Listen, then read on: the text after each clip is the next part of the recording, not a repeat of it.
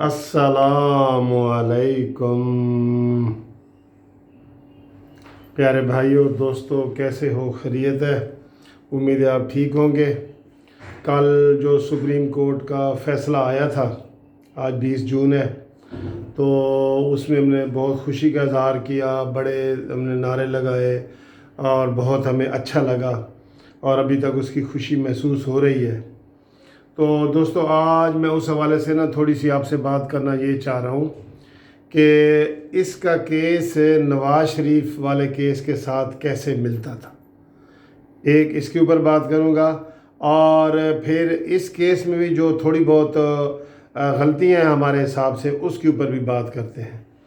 दोस्तों, यही इसी तरह का केस जब नवाज़ शरीफ के ऊपर बनाया गया था पनामा के हवाले से, पनामा का केस जिसमें अकामा में सज़ा हुई थी, बिल्कुल सेम नेचर का था। और उसमें फ़रोग़ नसीम साहब ने ये अपने दलाइल में बहस के दौरान ये बहस की थी कि जी नवाज़ शरीफ का केस भी इसी तरह का केस है कि नवाज़ शरीफ ने अपने बीवी बच्चों के असासे जो है ना वो डिक्लेयर नहीं किए हुए थे, और ये भी वैसे ही केस है। और नवाज़ शरीफ ने कहा था कि जी मेरे बेटे इंडिपेंडेंट हैं और मेरा सारा कुछ है, तो ये सेम टू सेम केस था।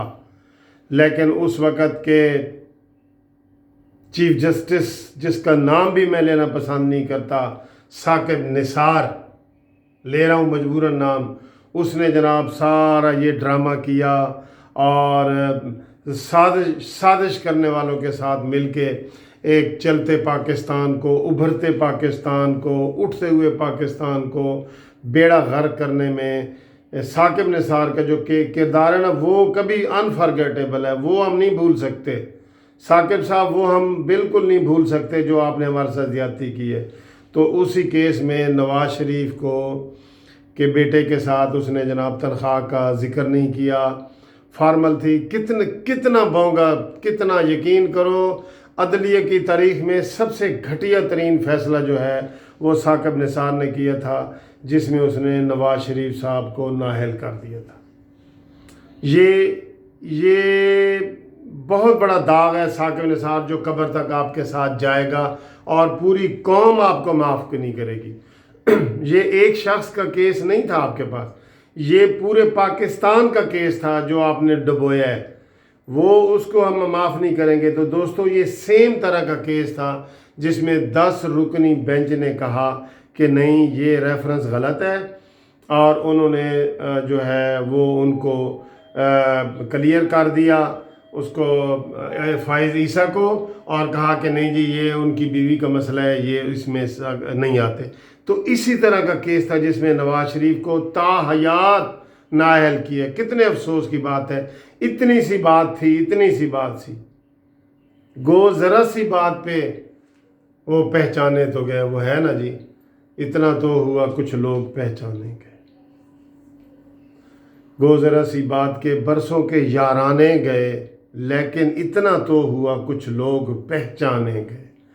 तो जनाब अली, ये साकिब निसार साहब, तुम्हारे जो और जितनी तुमने गुंडागर्दियाँ की हैं ना, तो उसमें वो तो आपने इंडिविजुअल की हैं अपनी चौधराहट के लिए, लेकिन ये जो पाकिस्तान के साथ तुमने खिलवाड़ किया था, जो मुंतखब हुकूमत के साथ तुमने खिलवाड़ किया था, उसमें कौम कभी आपको माफ़ नहीं करेगी। एक बात तो यानी कि ये बात फ़रोग़ नसीम की इस बेंच ने नहीं मानी कि ये केस भी नवाज़ शरीफ की तरह का है, इसलिए फ़ायज़ ईसा को सज़ा दी जाए, उन्होंने नहीं मानी।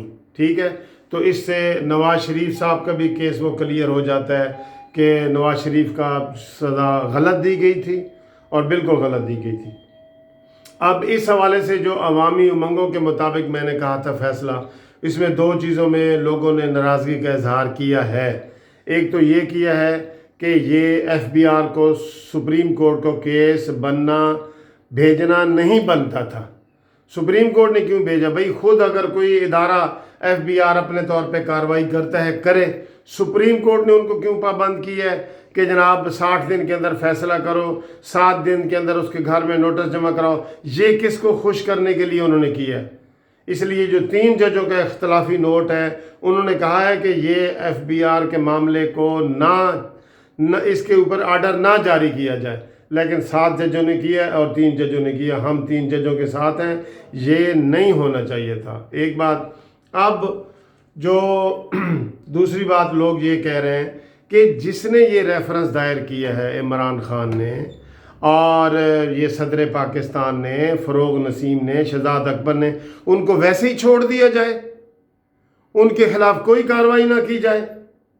اس کا بھی ڈیٹیل آرڈر میں اس کا ذکر ہونا چاہیے اور اس کے اوپر آرڈر پاس ہونا چاہیے، اسٹرکچر ہونا چاہیے اور ان کے خلاف کارروائی ہونی چاہیے۔ جیسے میں پہلے دن سے کہہ رہا ہوں کہ ملزم باہر ہوتا ہے اور مدعی اندر ہوتا ہے، تو یہ جو مدعی ہیں ان کو اندر کرو، ان کو حکومت سے فارغ کرو۔ سپریم کورٹ اپنے ڈیٹیل آرڈر میں یہ کرے کہ جنہوں نے عدلیہ کو بدنام کرنے کی کوشش کی ہے، پورے ادارے کو بدنام کوشش کی ہے، ریفرنس میں فائز عیسیٰ صاحب بری ہو چکے ہیں، اس کے جو انہوں نے ریفرنس کی ہے اس کے اوپر نہیں کارروائی ہونی چاہیے۔ اب آپ چاہتے ہیں کہ فائز عیسیٰ اس کے اوپر کارروائی کریں، وہ تو سپریم کورٹ کے جسٹس ہیں، وہ تو ان کی جرأت کو سلام کہ انہوں نے آ کے جناب سائل بن کے اس بینچ کے سامنے آج خود پیش ہوئے ہیں۔ تو یہ ہمارا یہ مطالبہ ہے قانونی ٹی وی کی طرف سے کہ ان کے خلاف جنہوں نے عدلیہ کو بدنام کرنے کی کوشش کی ہے، فائز عیسیٰ کے اوپر جھوٹا کیس ہوا ہے اور وہ ثابت ہو چکا ہے، ٹھیک ہے، تو ان کے خلاف آرڈر کیا جائے، حکومت کو بلایا جائے، کنٹیمپٹ میں بلا کے عمران کو کھڑا کر کے فارغ کیا جائے۔ یہ عوامی مطالبہ ہے کہ نہیں؟ آپ دوستو بتاؤ، آپ کمنٹس کر کے بتاؤ مجھے، آپ یہ چاہ رہے ہیں نا کہ اس فیصلے میں ڈیٹیل جو آرڈر آئے اس میں یہ بھی آئے کہ جن لوگوں نے یہ جھوٹا کیس کیا ہے، جو اس میں ملوث ہیں، 4 بندے جن کا نام میں نے بتایا ہے، ان 4 کو فارغ کیا جائے اور ان کے خلاف کارروائی کی جائے۔ ڈیمیجز سوٹ تو وہ بندہ کرتا ہے جو فائز عیسیٰ ہے، وہ ڈیمیجز سوٹ کر سکتے ہیں ان کے خلاف، لیکن اسی آرڈر میں یہ بینچ جو 10 رکنی بینچ ہے ان کے خلاف ضرور آبزرویشن دے۔ یہ ہمارا مطالبہ ہے، ساری عوام کا مطالبہ ہے، آپ کا مطالبہ ہے نا اس میں۔ تو لہذا جو فائز عیسیٰ کے کیس میں 2 چیزیں جو ہے نا وہ غلط ہوئی ہیں۔ ایک تو FBR کو جو نوٹس بھیجا گیا ہے سپریم کورٹ کی طرف سے وہ غلط ہے، خود وہ کرتے تو ٹھیک تھا، لیکن وہ جو 3 ججوں کی جو ہے یا آفریدی، منصور علی شاہ صاحب اور مقبول باقر، ان کا موقف 100% درست ہے۔ اور دوسرا ہمارا یہ مطالبہ ہے کہ اس کے صادر عارف علوی، مانیمنٹل عمران خان اور شہزاد اکبر اور فروغ نسیم کے خلاف بھی کارروائی کی جائے۔ آپ کا مطالبہ ہے نا؟ تھینک یو، خدا حافظ۔